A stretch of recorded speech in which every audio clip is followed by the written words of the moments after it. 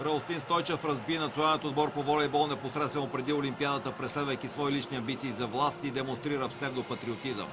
Думите са на вече бившия капитан на тима ни Владимир Николов. Той е човек, който се опитва винаги да си изкарва патриот. Той жертва националния отбор за България за някакви неясни цели негови, които за мен са борба за власт, за мен лично. И със сигурност има хора, на които това казвам няма да им хареса и ще почне да ме атакуват още повече. Но аз така го виждам. Ако имаше някакви проблеми, ако той наистина мислеше за българския волейбол, това, което направи, ще го направи сега, след Олимпиадата. Ще да остане с отбора до Олимпиадата, да ни подготви по най-добрия начин и да видим какво ще стане. Това, което беше направено, не беше избран точния момент да се прави.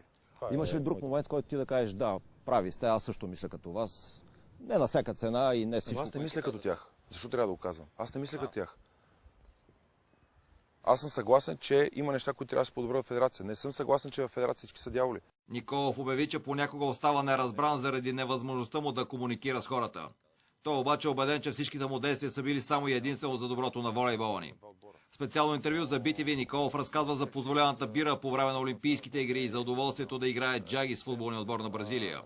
Гледайте откровения му разказ за разочарованията, битките и успехите тази неделя в предаването на BTV Action Zone Sport.